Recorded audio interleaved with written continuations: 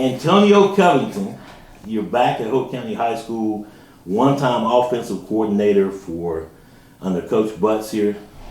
Then you went over to East Hoke to become a principal. Did great things over there. Recommended for preacher of the year, principal of the year. Right. But what's good about it is that everyone thought if you came back to Hoke County High School, you'd be the principal, not the athletic director. So talk to me about that, how this all materialized, and why did you not come back as a principal or even come back to coaching? Okay, well, definitely glad to be back. I guess one of the parts of the journey you kind of left out. It's been a while since I've been back on campus. It's been almost 10 years, close to 10 years. Before East Hoke, there was a couple other stops. So remember, I was assistant principal at West Hoke. I was principal at Turlington Alternative School, then principal at East Hoke Middle School. Really, coming back as athletic director is just having a vision to be able to do some great things with athletics as a whole. Being able to bring the whole program full circle. When it comes to athletics, it's still administration, still a grand undertaking. It's a huge job. I was looking at some things in the last 10 to 15 days that I've been here. It's a huge job, and I don't take it lightly, and I'm really glad to be back. Filling some big shoes, Gary Brigman has retired. What was his words to you? Oh, well, first of all, I would like to start off by saying, really commend Mr. Brigman for everything he's done. To do it that long, just a lot of changes. You think about how the sports and how different rules, eligibility rules, all these things that have changed over the years. And he's did a tremendous job of keeping everything afloat. So definitely standing on some huge shoulders with Mr. Brigman. Mr. Brigman has been at it for a long time. I mean, he's been at this longer than I've been in education. So with that being said, he's seen it all. So he's a tremendous help so far. I would say this, one thing I can say that he has shared with me is that he's going to be here for me. I have the support of Mr. Brigman, which is great. He's just a phone call away. I send him a text and he's responding. He's definitely a giant in the athletic director world. I went to the athletic directors convention last week. And I mean, just when they heard Hoke County, you're replacing Brigman. No matter where they were from, they all say Brigman. So he has a tremendous name in the arena of coaches. Has a lot of respect. Has gathered a lot of respect among his peers, and that's a great thing. So one thing that he's kind of shared is that that he will be here for me, and I can always ask him a question at any time. So he definitely knows that I'm going to run my own thing here, but being able to pull on his wisdom is something that's going to be a great help. You've been here roughly 14 days. Sports camps are concluded. As you said last week, you had the Athletic Directors Convention. Tell me about that. What came out of the convention, and what did you see in your sports camps? Okay, so started off, hit the ground running. We had a little all youth sports camp. We do that annually. All sports were represented. We had a great number of students show up, or student athletes, our young kids. Had some of our current student athletes that help run those programs. Great. We're looking to do some different things with it in the future. I've always had some thoughts in the back of my mind, and just seeing some things, that's going to be one of the things that I make some little adjustments to, and I kind of get that going in a different direction. But I definitely want to keep that going. Great for the community, great for the future of Hoke County athletics. And then we go into the coaching clinic. The coaching clinic is always held up in Greensboro. I learned new parts of it. It's my first time going as an athletic director. So definitely different sessions. It was more like classes, where as a coach, you kind of go in and gain a little bit of knowledge, a lot of networking and hanging out. But man, as a first year athletic director, it was all books and paper and classes and compliance and eligibility and all these different rules that are coming down the pike. We know the big topic, realignment, that's going to come up pretty soon. So a lot of big topics, a few things that are changing with DPI when it comes to athletics. So just being a part of that process of hearing those things come out firsthand and being able to come back and bring that knowledge back to my coaches here at Hoke County. Speaking of coaches, have you met? Obviously, you met with all your coaches, the initial coaches, and then you got to get into some hiring of coaches as well. What do you see? What's been the feedback given to you as an athletic director saying, hey, you the AD, we need A, B, and C, E, D, and F. What's Right, D, and F? right. What's going on? Okay, so when it comes down to that, one of the first things I had on my agenda is to meet with all head coaches. I've had a sit down right in here with each one of my head coaches, a warm welcome from each one of the coaches. We were able to kind of talk back and forth. They were able to give me some feedback on how they feel like their individual programs have been going on for the last couple of years, and what are some things that I can do to help. So like I said, I really feel like it was a warm welcome from each one of the coaches. I'm really excited about some of the great things that we can do and push our programs forward across the board, not just one or two programs, but we're looking to see all programs be competitive and make a splash in our conference. When it comes down to hires, okay, so then we definitely have a huge vacancy in our ladies basketball program. So I put a team together immediately. Our team got together and we interviewed some candidates. So right now we're at the stage of kind of narrowing that down and being able to make a recommendation to the board. So we'll make a recommendation to the board. We're really excited about our leading candidate. It was a very close, very close, tight pool of applicants, but experience, a lot of X's and O's, but then definitely a lot of building relationships. So a lot of them had the same blueprint for what makes a good program. But I believe with the person that we're leaning toward and that we're going to present to the board, this person has actually did it before. This person has did what we want to see done. Right. When do you expect that to be announced? Well, everything has to be board approved first. Right. We have to wait on the board. We'll present everything to the HR department, and we dotted all of our I's and crossed all the T's. Then once the board approves, then we'll go ahead and go public with that announcement. We don't want to jump the gun or anything, right. And anything come from left field. But other than that, I think we've dotted all of our I's and crossed all our T's. We're just waiting on that sign off from the central office. Scheduling. Typically, and I'm sure you've heard it, you're the new athletic director on the block, but you've been around. Can you tell about the different athletic directors that have reached out to you in our conference about different games that they want scheduled or try to plug in or change dates and stuff like that? How does that process even work from a fan perspective as well? Well, absolutely. That's one of the things I've been working on right here in these first couple of days with the fall sports schedule is right around the corner. Definitely got some calls about a couple of schools that want to possibly do JV and varsity on the same day when it comes to basketball. Mm-hmm. We're doing all 4 games in one day, home and away, because of now we get into a lot of different factors that play a part in that decision.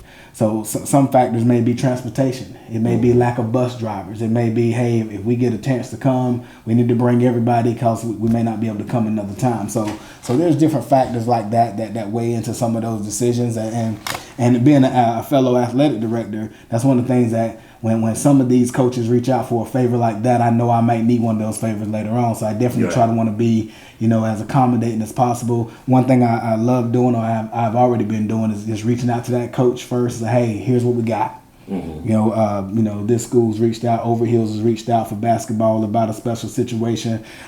Just probably an hour before this interview right here, I just got off with Union Pines about a tennis match and doing a double header versus 2 separate dates. So those things happen. For different reasons, various reasons. And I know we'll need some of those accommodations one day. So I like to be flexible, and if our coach absolutely doesn't want to do it, I'm going to back our coach and say, hey, we'll do it a different way. But if I reached out to the tennis coach, reached out to the basketball coach. I just reached out to softball, baseball about a tournament over spring break. I'm going to go with what our coaches want to do, and it's kind of how it plays out. We're going to try to do what puts us in the best advantage for our program. Right. Out-of-conference schedule versus in-conference schedule. In-conference schedule is pretty much locked. Not going to change too much left or right. Maybe time of day and stuff like that. But when you go to your out-of-conference schedule, that can change all the way up really till kickoff, which I think is on the 23rd. Yeah. Well, you try to lock. We try to lock those things in ahead of time because we want to prepare. Always want to prepare. And you're right. Conference schedule is already locked in. Mm-hmm. But the thing about that, this will be our last time the alignment. That in North Carolina we're gonna start to change the classifications. That's something else we talked about last week at the coaches clinic. We sat in. We talked about we're gonna start doing the 8 divisions. Mm-hmm. All going all the way up to 8A. And they will break down the ADMs for schools, and we'll see where we fall. Wow. So right now, I've had some conversation with some other ADs, and that actually sat down and talked to Mr. Brigman. Mm-hmm. But as of right now, we have what we think it might be. You kind of use some historical data, but I do know the North Carolina High School Athletic Association and their group won't pull that information together until late September. They're gonna wait till the preliminary numbers come in, and those first 10-day ADMs that come in. That's why it's important to make sure all kids are in school every day, every kid is accounted for, and things like that. So that's the student athlete side of it. The student part is being at school every day. That's gonna make a difference whether we're 7A, 8A, or 6A. So with that being said, that's gonna be a big part of how decisions are made when it comes to that conference schedule within the next couple of years. Within non-conference, there's always different philosophies. There's always different philosophies. I know what we're going to look at to doing and seeing how what the coach wants to do, how the coach wants to progress the program. So that's a big part of it. Well, we always had the big 4A, small 4A. What would a 6A, 7A, 8A look like as far as Hoke? It's obviously based on the ADMs or the enrollment, and with Hoke County being up around 2,500 consistently, where will we shake out in? Well, that's still something we don't know, but I do know the formula that they're going to use. It looks pretty fair. I say that much. I think some of the decisions that's going to be made within the next couple of weeks and months is going to be how long will the alignment last? Because a school our size could be up. Like I say, I think we're projected to be down in numbers. Which kind of resulted in some teacher positions. I know that from being on the principal side more recently. Right. But overall, when it comes to the way they're going to shake it out, is that the top or let's say the highest populated schools will be the top 32 schools when it comes to population will be the 8A. Okay. And then from 7 down to 1 are going to be evenly distributed. So they're going to divide the rest up. They're going to just put them in order they're going to put the student enrollment in order from top to bottom, or at least the greatest. They're going to take the top 32, and that's going to be 8A, and everybody else going to be evenly distributed. So, I know at one time we were one of the larger schools in the state. We're still pretty large with 2,500, but you do have some of those schools that 3,000 kids, 2,900 kids, 4,000 students. So when you get numbers like that, we could shake out to be a 7A, which is probably, and really when you come out to that 4A, 4AA, it's the same 8 classifications. Right. That's how it was before, when you got 4 classifications and you got the double, the AA, single A, 3 AA, 3 single A. It was still 8 classifications. So I think it does kind of make us parallel a little bit more with some of the other states. When you hear say, well, no, I have 6A in my state, or I have Texas, 7, Texas, we got 8A in our state. Well, it's the same. It's the same thing. It's all about what you call it. So our 4 AA would have been equivalent to an 8A in the past. Up first is fall sports, winter.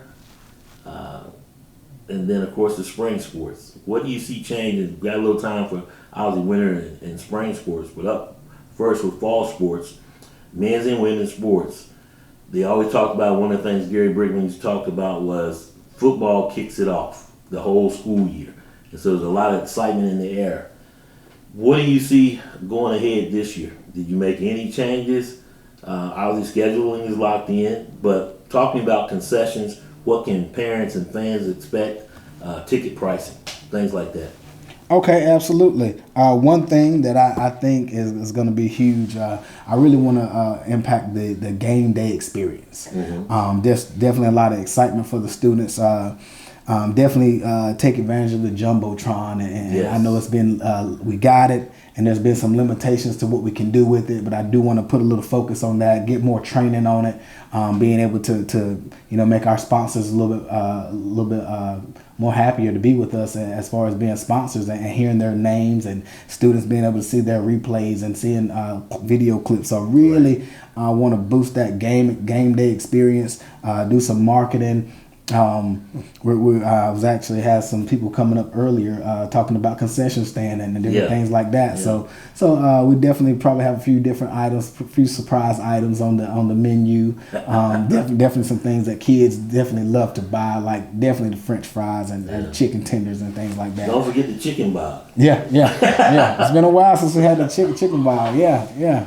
And typically you had one side, you had the band boosters, and then on the other side, you had basketball, had the home side concession stand. Will that work pretty much the same way? Well, yes. You still want to. You always want to support all the programs. So fine arts, band is a huge undertaking in the experience of the game. And with that being said, we'll still have that band concession stand. But then the other one is athletics department altogether. And what we do is we try to divvy up and divvy up the duties and have everybody be a part. So we do have where some of the other sports will support. They will support each other at the different games. So that's kind of the same format. Ticket prices football game is $10. Yes, that's one of the biggest new things. I know everyone watching this thing saying, "Man, Covington comes in and changes the price of the game." Yeah. But I didn't have anything to do with that. I definitely understand it though. Yeah. This was something that was a conference decision. It was voted on here in Hoke County. A couple of counties like us, very similar to us in economic status. We voted against it, but we got outvoted. But I think it'll still be good for the sport to be able to take care of some things that we couldn't take care of before. But I think it's going to be a flat rate for everyone at being $10 a person. Yeah. One of the experiences, the homecoming experience. I mean, have you looked at that? Oh, that could change. A lot of construction, so that's going to be totally different. But that's always a great time when the homecoming happens. Everybody comes back to see the teams play, and of course, see their old classmates. Yes, I tell you what, Hoke County does homecoming like no other high school I've seen. It really has this HBCU feel, this college tailgate feel. I was actually at the coaching clinic last week talking with my old high school coach. And he's in one of the vendor booths. We have a great conversation. I was talking about homecoming. I was explaining how Hoke County does. And I was like, man, we don't do anything compared to how Hoke County does homecoming. Right. And just the tents. So I know what's going on. That's one of the first things. I mean, the ink was still wet on the paper. And people were asking me about homecoming. People were asking about homecoming. I got a phone call middle of the weekend about homecoming, so it's definitely on everybody's radar. It's definitely something that we'll keep moving forward with. We do have the construction. We're trying to see a way to make it equitable and feasible to be able to take care of everybody and get everybody that experience. Everybody want to come out and see their old classmates and actually have a great time at the game. I know the principal, Ms. Peregrine, she's really supportive of it. But like I said, I sat down with one of the assistant principals. I know she's one of the, I think she's in the Alumni Association, and she kind of sees that piece up. And that's, like I said, she was firing off questions about homecoming and the tailgate. So we're definitely going to have it going. We're just trying to work on some logistics. That's one of the big things we got to do with this construction going on with the new school. It's frustrating. It's going to be worth it, but right now we just got to weather through that little growing pain. With all the construction going on, some of the new things that are happening, like the Gibson gyms coming down, all new classrooms, Gotta ask, are we gonna see that field turf out there on Rans Archie Stadium? Well, I tell you what, that's what I want to see, but it won't be in this project. Right. I do know that. I asked that question exactly this morning. One thing that I'm a little behind the curve on is the construction project, because I was recently the principal at a different school. So with that being said, that hadn't been on my radar. Right. Now that I'm here, we're in the middle of the project. Some of the things have already been decided, but that was one of the questions, because myself, along with our maintenance director and our assistant superintendent for facilities, we've kind of talked about some of the advantages and disadvantages of. We got some plans drew up and some things like that. But it is a very huge project when it comes to field turf, because looking at it in phases.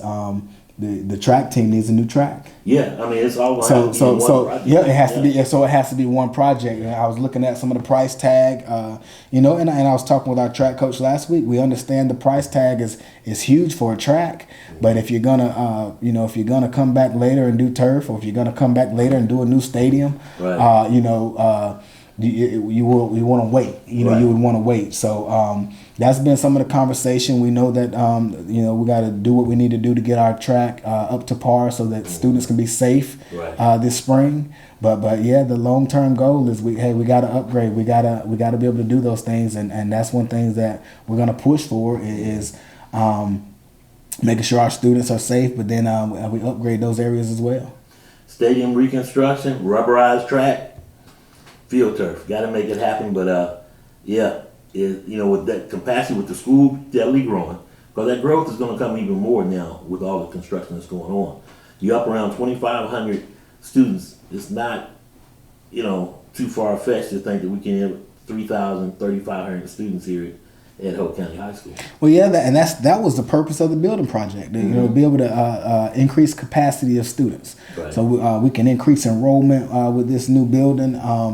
That's what some of this construction is all about. So yeah, it's not unreasonable to think that we could increase in that area as well. So even the durability, right. Field turf is durability. Yes. I stand behind that. Yep, very low maintenance. So that's one of the things I was actually selling it to some people that were already on board with it.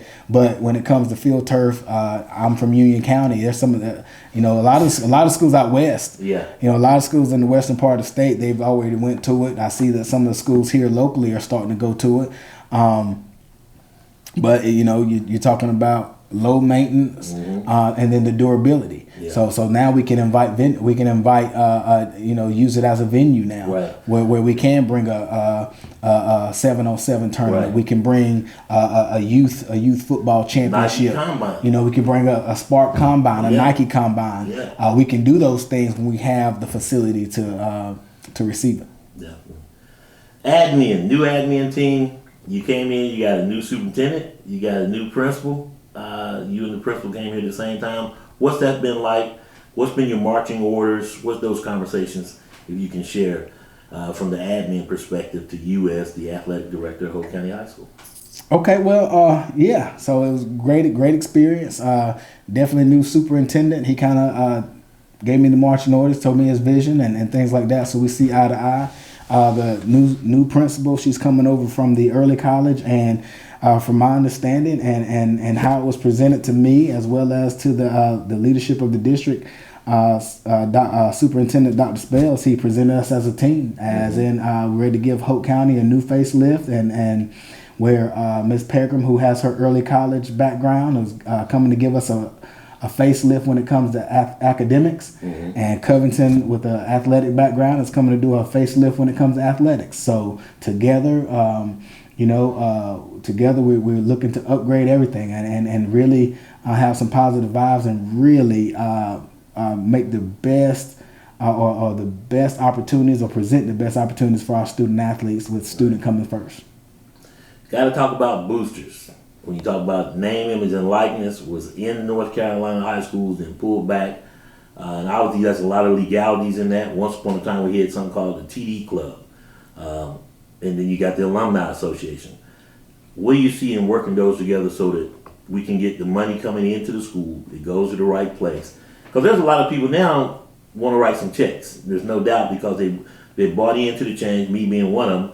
of what's going on in Hoke County High School, and they want to write some checks. So what's the best way to approach that? Well, I tell you what, we can always listen. We're always receiving checks. Right? We can receive some checks. So anybody that wants to send a check, we'd love to take it. But that's why we're doing these sponsorships. Boosters. There's a lot of business in boosters. I remember Touchdown Club when I was here previously. One of my questions, and I did talk to Mr. Brigman about it, I was like, hey, why did that fall apart? What happened? I think being able to launch it again and get some support behind it, and definitely we want to find parents and community members who are in it for the kids, seeing what's best for the programs overall. The one thing that I always commended, we had a TD club president at one point in time that the child had graduated and the president was still there. And that's what I like, is that somebody who, a lot of times you'll see when the child graduates, the parents stop supporting. Right. But if we can get parents in the community and community members that can be supporters no matter what, just because you love Buck football, Buck baseball, basketball, the swim team, like you're a Hoke County Buck to the heart, and you want to see our school do well overall, our middle schools, our feeder schools do well. This is something that's huge when it comes to being successful, especially even with the alumni. Not just supporting one sport, or not just waiting until your child graduates to move on. So that's definitely something that we could look at. And then when it comes to name, image, and likeness, right now, we can't do anything with it. I know the North Carolina High School Athletic Association at no point they actually had a session on that last week. At no part we're not a part of it. I know at this time some of the private schools are still doing it, so you are seeing some students move out because of name, image, and likeness deals that they're getting and they're arranging. But at this point we can't do it. So the only thing we can do on our end is take care of the students as far as the facilities and making sure we got the best equipment and the safest equipment and as much as we can get with those things is the only way we can take advantage of those. It's definitely a slippery slope of litigation with this NIL. So when you go to private schools, they can do some things that public schools couldn't do, but more to follow on that. I like it as a whole, but is it really supporting the student athlete? Because we are student athletes, not just athletes that don't have the stuff or the means to get to where they need to be where they need to be academically. Well, yeah. And I tell you, and I've seen it from the college side too, because one of the things that I still have going on is one of my best friends is he is at a university right now, and that's his job. Right. Working with boosters, raising money for the NIL deals. And one of the things he says is like, hey,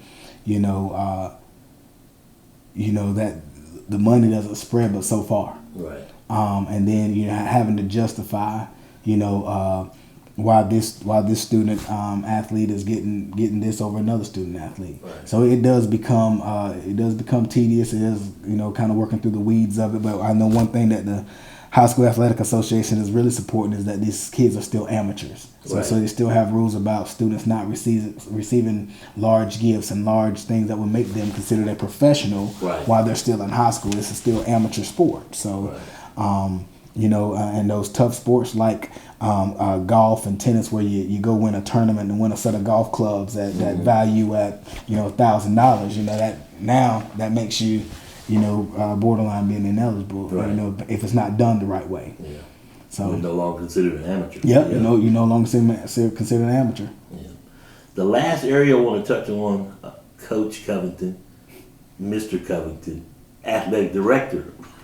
So many titles, so many names, and I guess we'll start there. Which one do you like the best? Which one do you miss the most? Or are you right where you need to be? Well, I'm a person. I believe in living in the moment. Mm-hmm. I believe in living in the moment. I do believe everything I do, I've been directed. I'm a very spiritual person. Mm-hmm. I always pray about the decisions I make and the decisions that come up around me. I'm very content in everything I do, man. So the thing about me is that, man, I really, what the kids call it, go hard. I go hard in everything I do. Right. I'm going to put my all effort and 100% focus on everything I do. I take every experience that I encounter and I use it, so now I know a little bit more about the administrative side. So I know how to approach the principal when I'm asking about a change. Right. I know how to approach the superintendent when I'm asking about a change, where, 10 years ago as a coach, I wouldn't have approached it the same way. Right. Same thing, like I was giving all that credit to Mr. Brigman, like realizing what he does with the resources he has. He did an amazing job. See, what people don't know is what goes on behind the scenes and kind of making the numbers work. Right. Because as a principal at the middle school, I'll be responsible for middle school sports as well, and meeting with those middle school athletic directors and principals. I had in my mind like, hey, Brigman's holding out, or man, what's going on? But man, when I realized, hey, he's doing a lot with the limited resources that he has. Right. So now seeing it from, so that's the thing about the different titles and different positions. It's just different lenses. When you're looking from certain lenses, you gain more information, you gain more knowledge, and it's about what you do with the information you gather. So as I gather more information from the different perspectives, so now coming from being a coach, when I talk to each one of these head coaches, I know what it's like to be a coach. I can hear the passion behind some of the requests they make, and but then I've been an administrator, I've been a principal for 6 years, so I can look at this and say, hey, there might be a bit of a want and not a need. So when the finances are tight, I know how to say no. I know how to say, hey, hold off, because let's look at the big picture. Let's take a little bit care of what we got, because we make it last a little longer. So and then being an athletic director, so that's kind of, it's like athletic director, kind of the best of both worlds. So it's the administrative side, being able to be back around the sports again. That's just kind of comes full circle. Right. Last area is, I said, middle schools, parks and rec. You are the Hoke County athletic director. You have 3 middle schools that feed into the high school. Have you met first with those athletic directors of those different schools, the Panthers, the Eagles, and the Tigers, and of course the Tigers? Yeah, they would be remiss from that. Yeah, Blair, don't forget the Tigers. Yeah. We're not playing no favorites, because they're all gonna be Bucks. They're all coming together to be Bucks. Let's get all that together. But I tell you what. I was scheduled to meet everybody today. I got to meet with Sandy Grove, Mr. Bowden. He was actually athletic director at West Hoke, so now he's been promoted to the principal at Sandy Grove Middle. Wow. So definitely want to congratulate him in that role. We want to congratulate Dr. Rich. She's taken my spot over at East Hoke as principal. Mm-hmm. And then Miss Gales, Deidre Gales, is a new principal. That's 3 new principals at all 3 middle schools. So the conversation that went on at West went really positive, and East went really positive. So with that being said, I already know the athletic director at East Hoke. The athletic director at West Hoke is new, but I met with her last week at the coaching clinic. Mm-hmm. Told her she's going to be fine. She's very organized. Everybody knows Miss Quick. She's been around for a long time. She's going to do a tremendous job. I haven't met the athletic director at Sandy Grove as of yet. I got the name on paper, but I'm looking to reach out within the next couple of days. But I do believe that's how we build up the high school. We got to put more into the middle school. And that's one thing that I'm going to do, is bridge the gap between the coaches, making sure that we are familiar with each other. And then some continuity. Right. One thing about, middle school coaches, man, they want to be high school coaches. Right. And that's the thing, is that when you get to schools that get a good coach, and they get a good little run, and then all of a sudden they get an offer to go to a high school. So I know we experienced that with basketball, and we experienced it with different sports, wrestling and things like that. So when the thing to have a good solid middle schools is definitely being able to mimic or have pieces of the high school program that you can build on,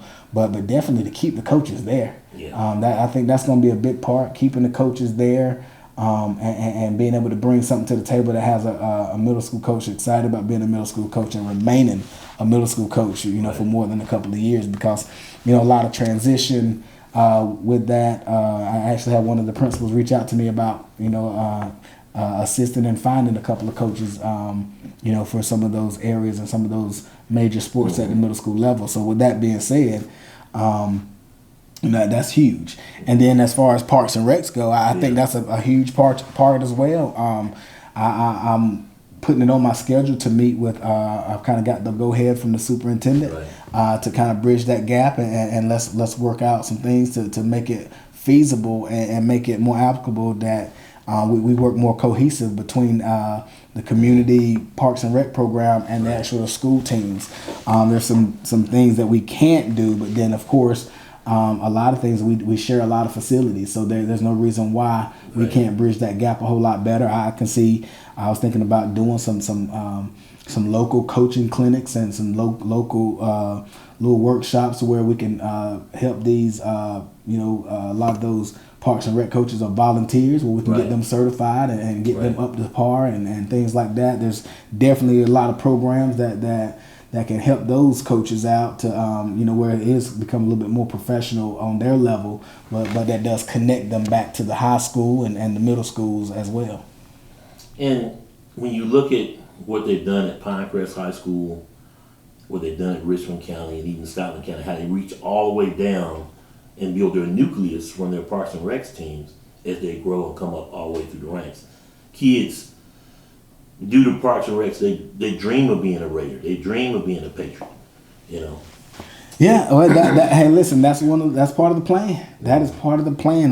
One of the things is that we have some tremendous athletes and students that come through Hoke County. Right. And the thing is do we keep them? Do we keep them, and are they still here by the time they get in high school? Exactly. So you're hitting the nail on the head when you're talking about having those Parks and Recs clubs and teams to be able to participate and build those connections. I know we're doing some planning for some great community events. That's just like our summer youth camp that we just completed. But definitely taking it a step further, man. That's what that I think that turf will bring is when we can do things on campus and invite these kids to campus, and when they're getting these experiences, and then the game time experience where we're calling calling their names out and who won the rec league team, what rec league team won the game on this weekend, or what rec league wrestler made it to their next set of competition when these open competitions with wrestling.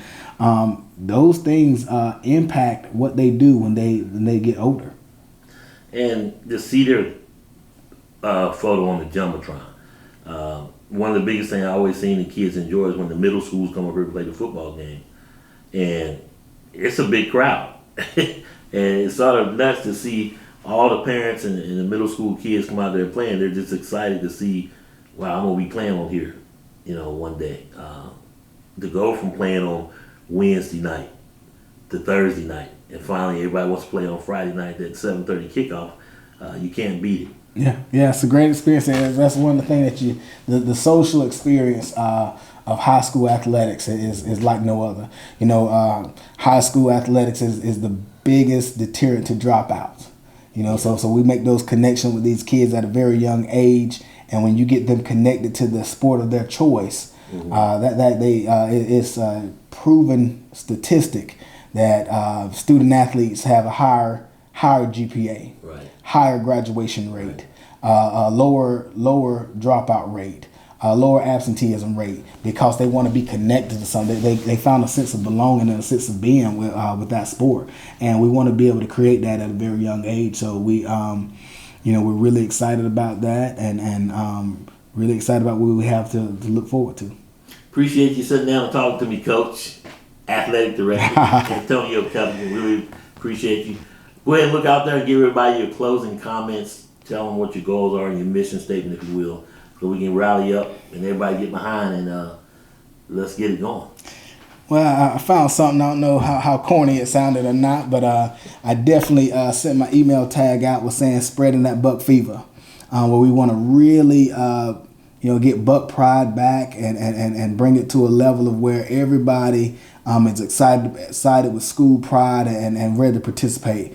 My mission and my vision is for students to have access to be able to have their dreams, and whether it be a businessman, a lawyer, a doctor, if sports is a vehicle to get them where they want to be, we want to give them the best experience. So when it comes down to whatever these career choices students have, their college choices that they have, we want to be able to prepare them, from as early as 4 years old on.